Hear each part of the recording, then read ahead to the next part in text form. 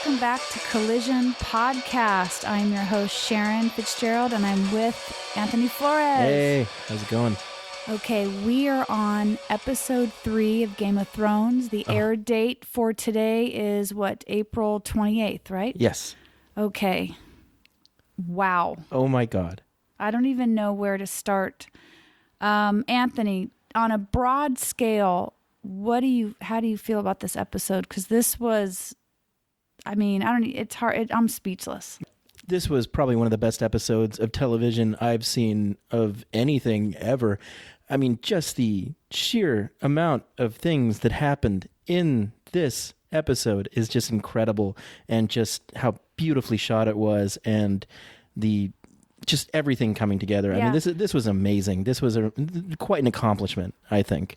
I would go so far as to say this might be maybe the best single episode HBO has ever produced. This blew me away, and it's amazing. We've had the last 2 episodes. They were sitting around and mending fences and talking and having a reunion, and we had our predictions last week. Yes.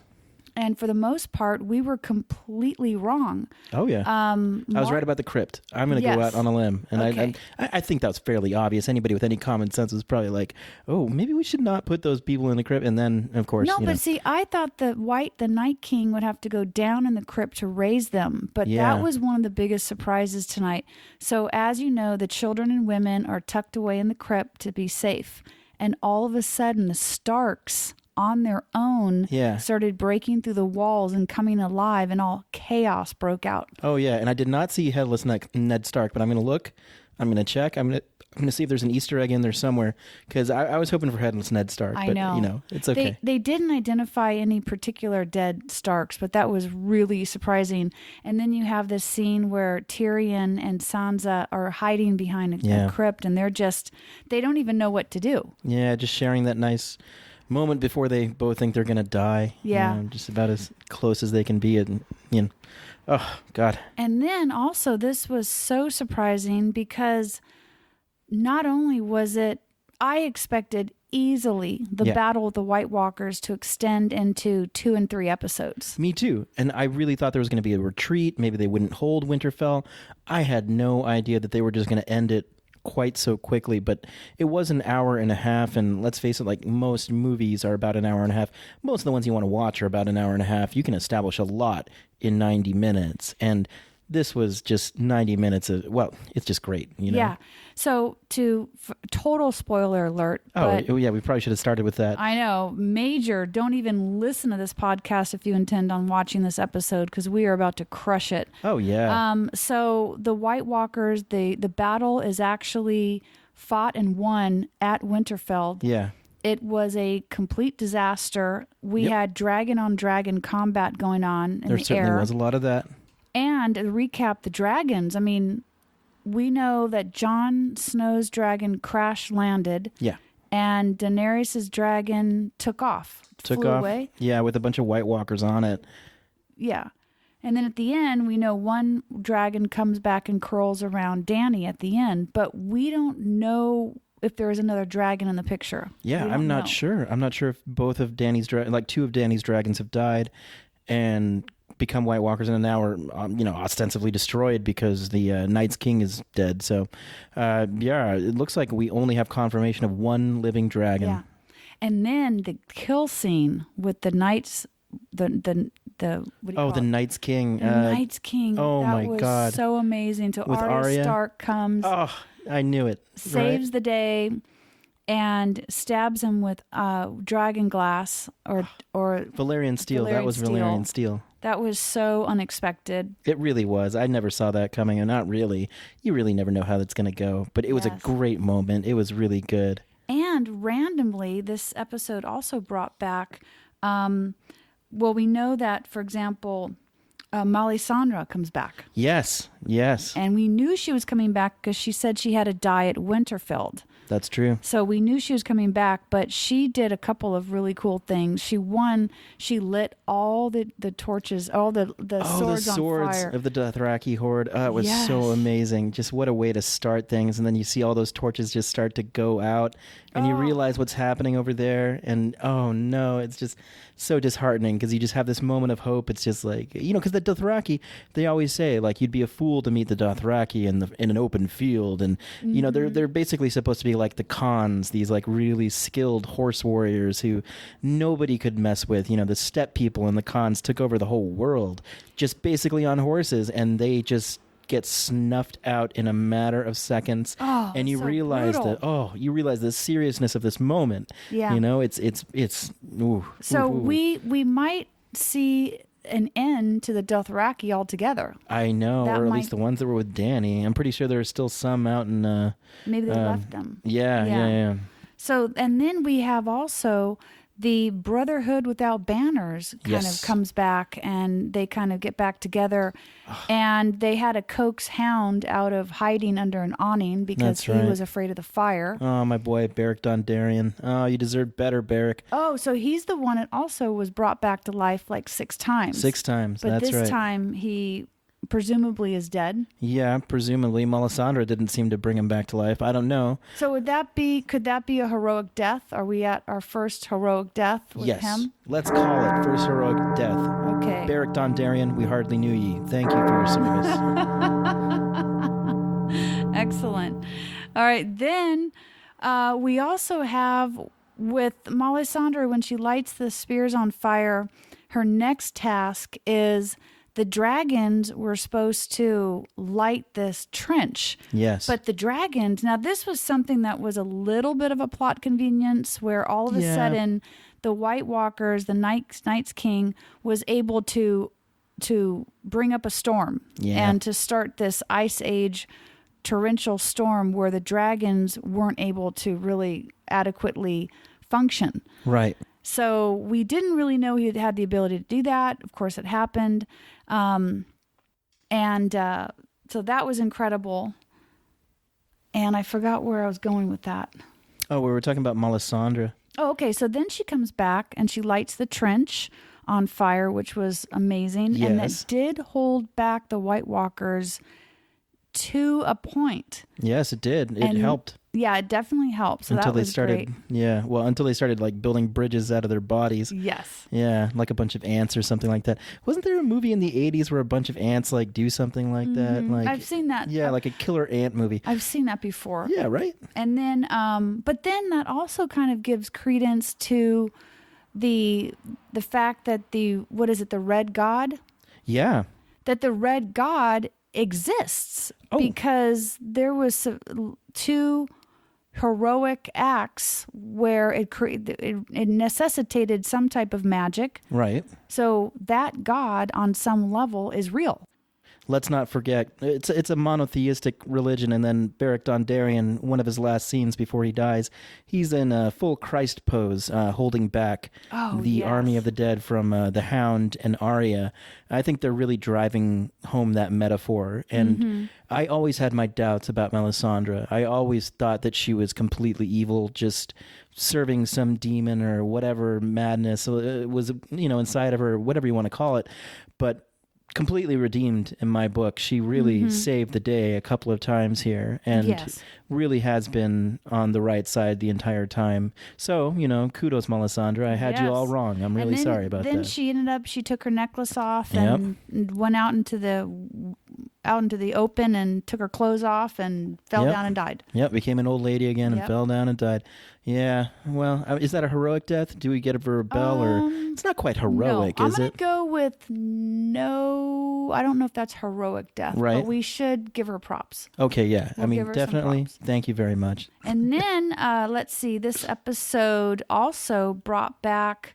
We have another house that went down. Yeah. So we have to. Here's the old sound. No. Here we go. The house gone. What was the house? It was Mormont. Yeah. Mormont's done. Done. Yeah. Okay. Lyanna done. Jorah done. Oh, not Jorah. Not Lyanna. No. Okay, what so a the sacrifice. 2, we had at least 3 heroic deaths. So the first one was the banners of Derek from the Brotherhood. Yeah, Beric Dondarrion. Then Jorah. Jorah Mormont, yeah. Oh. In no particular order, by the way. These are just the people who died. Yeah. And then we have the little girl, which is the other... Lyanna Mormont, yeah. Yes, and she was able to kill a giant, though. Yes, which was pretty amazing. That's awesome. Yeah. So that's amazing, and that's a good she death. kills a giant with a dagger right in the eye, which is amazing. And then another heroic death would be, let's see, we got Theon. Don't forget Theon. That was so tragic. Yeah, it really was. I mean, what did Bran say to him though? The last thing he said to him, it was almost corny. It was a little corny. It was almost on the verge of being corny, just with his accent or something. I agree. It's like, you're a good man, Theon. Yeah. Thank you. You're a good man. Like, that was almost corny. Yeah, like, okay, Charlie Brown, like, go off and die now. Like, so then, it's like, that's what Lucy says to Charlie Brown. No, or somebody says that to Charlie Brown all the time. Isn't that what they always tell poor Charlie Brown? You're a good man, Charlie Brown, but now you're going to die. Yeah, that was, like, almost corny.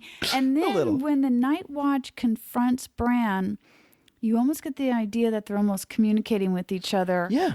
Yeah, or if it's like in slow motion or something, I don't know. But they seem to be just like they're probably communicating something, right? Not just a look. It has to be something. Yeah, and then so that was amazing. And then you realize that Bran has nothing to defend himself with. Yeah, he has nothing. no special powers. Nope. He can't do anything, and morphing into a 3-eyed raven or whatever doesn't provide any security for him. No, it doesn't. And until you have a sister, Arya, flying through the air in the background, which of course saved the day. Right. I'm surprised he never wargs into one of the dragons. And why doesn't he? Yeah. That might be a good idea.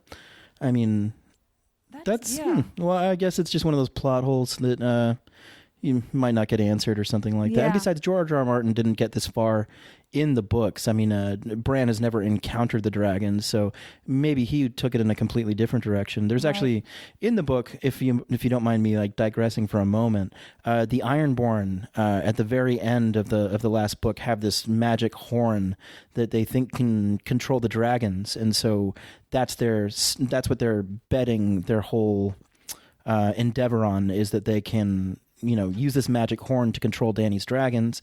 And so obviously these dragons can be controlled by something. I mean, warging seems to be the obvious answer, but Bran never does that. So maybe it's just a plot hole. Maybe it's something that they don't really care to do. It's just who cares, right? Maybe you can't warg into a dragon. Maybe it's too big. Who knows? I don't know. The thing that blows me away is, okay, we went over our deaths. We Jorah's down. Yeah, Jorah's down. Jorah Mormont's down. Derek from the Banners is down. Beric Dondarrion one of the old down. Night Watch men. Oh yeah, and I always forget who that is. The one who was defending Sam, Mr. Blackbeard with the long hair, who greeted Bran when he came back from the north after he became the 3-eyed raven. I think that's the first person he met from Castle Black, but I always forget who that is.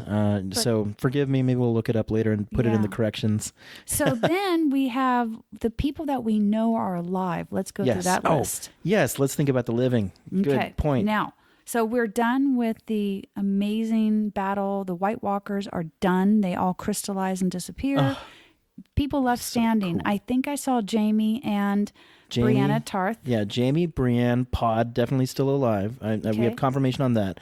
I believe Tormund Giantsbane is still alive. I think so. I believe so. Sam is definitely alive because he was crying.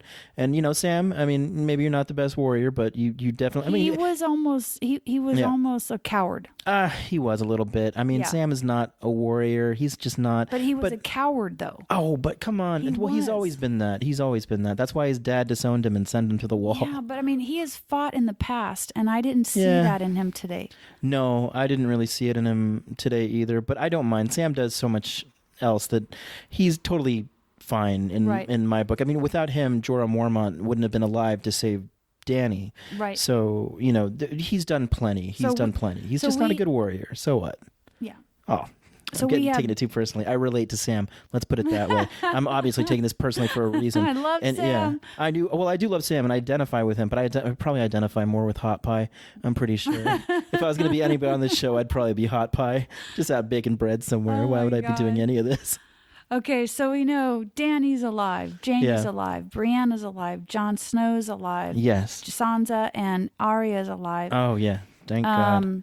We know the Hound is alive. Hound is alive. That's right. Yes, and then let's just mention what we see next on the preview. Yeah. So the preview showed Sansa, and did she look like she was near ships? She did. Now, yeah. I'm not sure where she would be going. Oh, who knows? I mean, they're probably headed to King's Landing. I mean, if I were Sansa, I would get the hell out, though. I would probably, well, who knows? I mean, Sansa could probably find some use in that battle. I'm sure she can provide some support in her administrative roles. She's a good administrative leader. Yes. So we'll now see. the fight again has redirected to not about White Walkers anymore. That's right. We're done. We're back to the Game of Thrones. Yes. That's right. And right now we have a pregnant, and I think I saw Euron Greyjoy on his knee. Maybe he was proposing to her. So we have a possible power couple there with an heir on the way. Yes. A Greyjoy to take the throne. We have Dany who will go. Well, Dany, now that's a plot twist because we know that Dany found out that Jon Snow is actually in line for the throne. That's right. So we don't have, after that initial conversation they had together where he admitted and she questioned his legitimacy, we never heard anything more. That was the end of that conversation. That was it, and now they're too busy fighting. So. And I don't see Jon Snow wanting to take the throne. I'm not sure. I know. He just doesn't seem like the kind. But it might be his duty, though. But that's the thing. Reluctant kings. Isn't that the one that you want? The person who resists? I mean, that's another thing about Genghis Khan. A little interesting fact. It was like part of their whole tradition to refuse ever taking up a leadership position if they were up for promotion. They would always refuse it at first. That was something that they always did. But that's by tradition. And Jon Snow is just reluctant because he's a good person.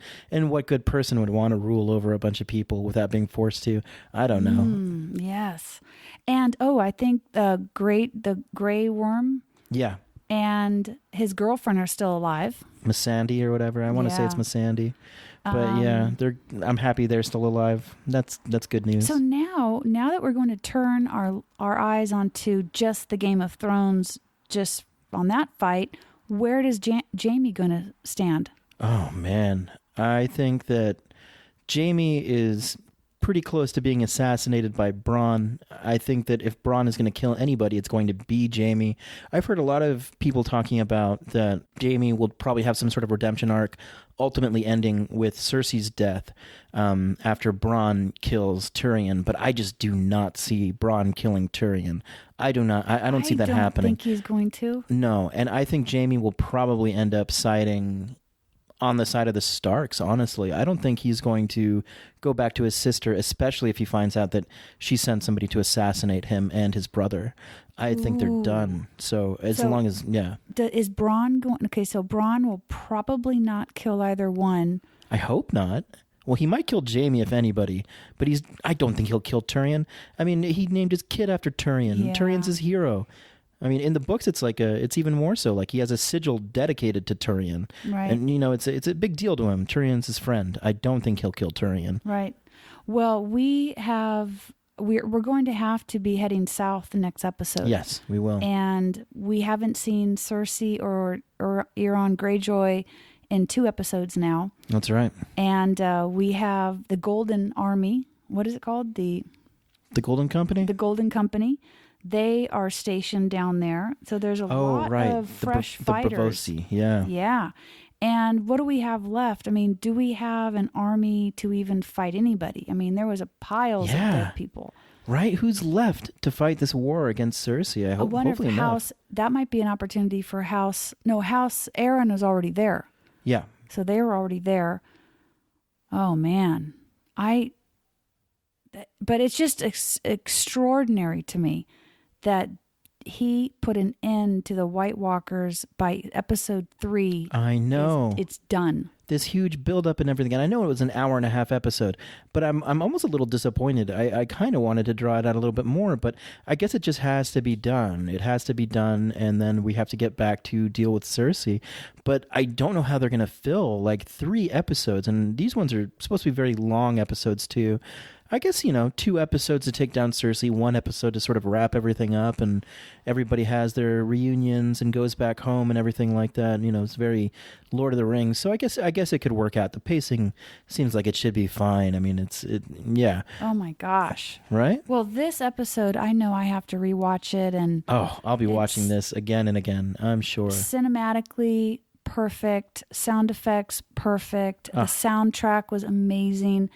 This could be up for a slew of Emmy Awards. Oh, yeah. And if this were up for... to win everything. Oh, it better. I mean, the amount of effort that went into something like this. And I mean, I don't know how many shows make me physically get up and cheer when something good happens. Well, how often does that happen? When Arya comes down and kills the Night's King, if you weren't up and cheering, I don't know, you're made of stone. Something is wrong with you. God. You just don't appreciate good storytelling, damn it. You just don't. That was an amazing moment. That was really incredible. was. Right? Yeah. So next week, really all the major players are still, everyone's still there. They killed off 4 minor characters, but somehow they have got to rally, get their army together, and go take the throne. And who is going to take the throne? Because now we have an inner conflict between Jon Snow and Daenerys. I know. And we have Euron Greyjoy and the heir with Cersei now having a very solid footing. That's true. They have, because what does Dany have? 1 dragon left, maybe? I think. It's just one. Sure it's just one. And you're going up against Cersei, and that's pretty she amassed forces down there. Oh, and Cersei is crafty. I mean, she's not as clever as Tyrion, obviously, but she is still very cunning. Yeah. She always has a plan, and we'll have to see what it is. I think it's probably going to involve... Oh, and here's another thing. I wanted to correct myself. I wanted to say that I've been calling it Dragonfire, and I swear to God they call it Dragonfire in the books, but I think it's called Wildfire in the show. Oh, okay. I think I might have gotten confused, but it is called Wildfire. So all that stuff I was talking about last week, I was referring to Wildfire. Well, we were clarifying. We were talking about the chemical, the green stuff. Yeah, the green stuff that burns on water and everything like that. The Greek fire, basically. Yes. So. And then also we missed one house. There was one more house. What was it? The house in Dorne. House in Dorne. Oh, right. What is their name? I completely forgot. I mean, Prince Oberon, but I don't remember the name of the house necessarily. Do you remember it? Oh, we'll have to come back next week. Exactly. But actually, the woman is still in a prison with the rotting daughter. Presumably, yes. So remember, what a way to put it, Sharon. Right? I mean, that's what happened to her. They stuck her in a prison. They're going to have her with the dead daughter and make her stay in prison. Yeah, that is what happened. She might be able to. It starts with an M, the family. Why can't I think of it right now? I'm Richard, so ashamed. Yeah, Richard thought of it.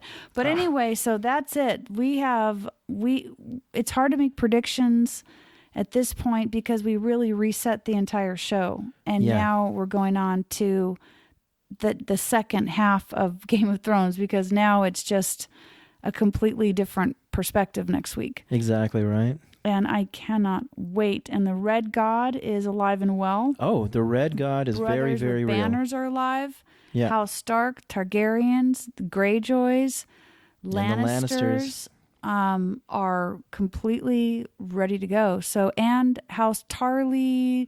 Oh, we lost the sword. Oh, yeah. So well, maybe they can go pick it up. Jorah had the family sword. Yeah. Do you think that Samwell, who was kind of a coward, you think he might find it and decide to buck up and maybe take over being the lord of the house? I hope so, but either way, I love you, Sam. You're my brother, and you're good with me, man. Don't listen to them, Sam. You're fine. You do plenty of other stuff. Okay, well, excellent. Any last notes? Oh, Anthony. man. Let me try to think. I've been binge watching the entire series, like from the beginning, which I probably should have been doing in the first place, since we're doing a Game of Thrones podcast. I noticed a bunch of stuff, but it all just kind of pales in comparison to this amazing episode. I mean, this is something that'll definitely be talked about for quite a long time, I think. It's just such an amazing feat.